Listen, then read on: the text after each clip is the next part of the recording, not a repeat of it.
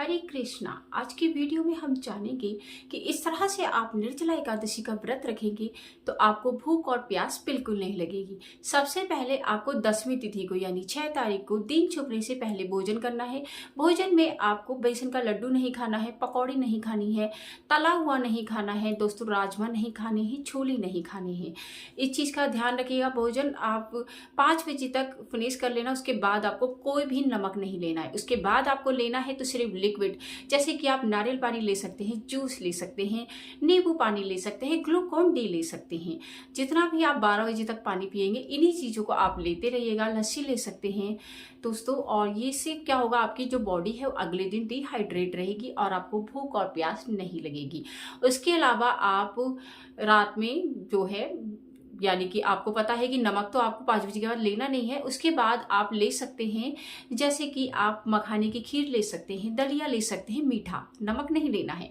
और उसके अलावा आपको सेवइयाँ होती है ना, मीठी सेवइयाँ, उसे भी आप खाएंगे ना तो अगले दिन आपको प्यास नहीं लगेगी। मतलब कि आप जितना मीठा खाएंगे उतना ही आपको प्यास नहीं लगेगी। और लिक्विड आप लेंगे उससे भी आपको प्यास नहीं लगेगी। उसके बाद आपको ब्रह्म मुहूर्त में उठना है। ब्रह्म मुहूर्त से पहले यानी कि 3 बजे से 4 बजे के बीच आपको क्या लेना है, पानी। आप जितना मर्जी पानी पी सकते हैं क्योंकि 4:30 बजे ब्रह्म मुहूर्त शुरू हो जाता है।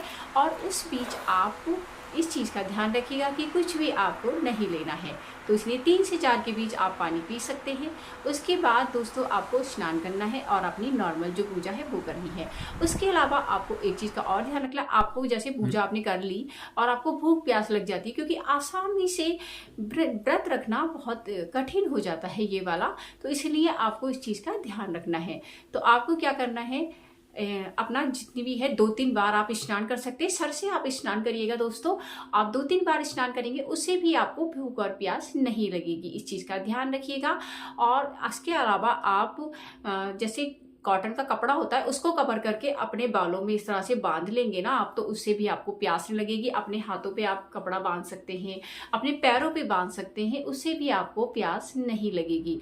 इस चीज़ का ध्यान रखिएगा। और फिर भी आप व्रत नहीं रख पा रहे हैं तो आप जैसे छोटे बच्चे हैं या फिर आप बहुत बूढ़े हैं तो आप क्या कर सकते हैं, फ्रूट्स या फिर आप जल लेके व्रत रख सकते हैं। लेकिन उससे क्या होगा, आपका एक एकादशी का व्रत माना जाएगा। लेकिन अगर आपने पूरा दिन व्रत रख लिया है तो दिन छुपने तक तो आप जरूर व्रत रखिएगा, उससे भी आपका 12 एकादशी का व्रत माना जाएगा दोस्तों।